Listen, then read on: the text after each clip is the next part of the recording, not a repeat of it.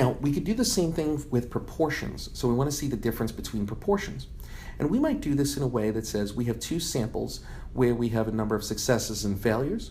If we're sampling, let's say, parts or that come off an assembly line, or yes-no responses, or approve or disapprove responses.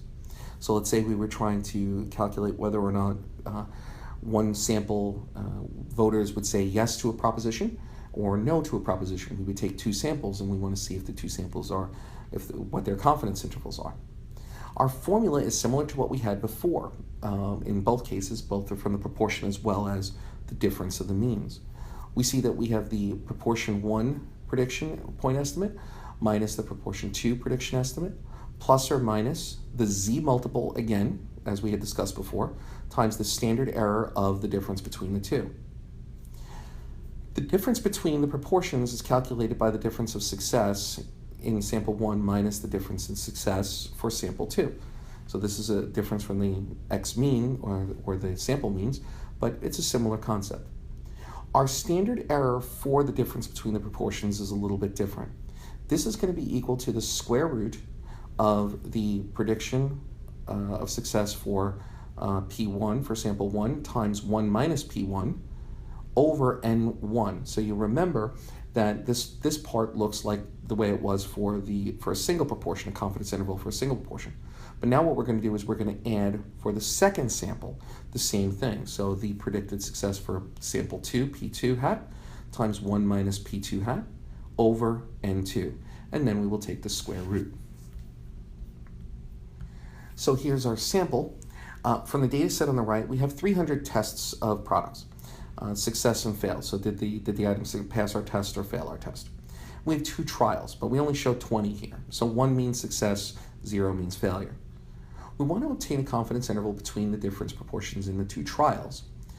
The success in trial 1 was 0.56 and the success in trial 2 was 0.64. Therefore, we have the following formula: P1 hat minus P2 hat plus or minus the z multiple times the standard error of the P1 hat minus P2 hat. Again, we calculate our z multiple using the norm.s.inv 0.975, because again, it's a two-tailed test, so we need to divide this by 2 because we do not have a direct two-tailed test in Excel, and this will give us 1.96. So we have P1 hat minus P2 hat, which equals negative 0.08. So our standard error was now calculated as the square root of 0.56 times 0.44 divided by 300, plus 0.64 times 0.36 divided by 300, and this gives us a value of 0.04. So therefore, our confidence interval will be negative 0.08 plus or minus the 1.96 that was calculated from the z multiple times 0.04. And therefore, we have a lower bound of negative 0.002 and negative 0.158.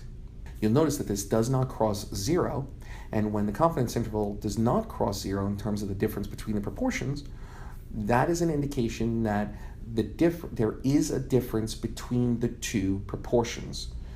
If it crossed 0, as we had said before with the means, it would mean that there was a probability that it was 0, and so they would be statistically equivalent. But in this case, because it doesn't cross 0, then that's not the case.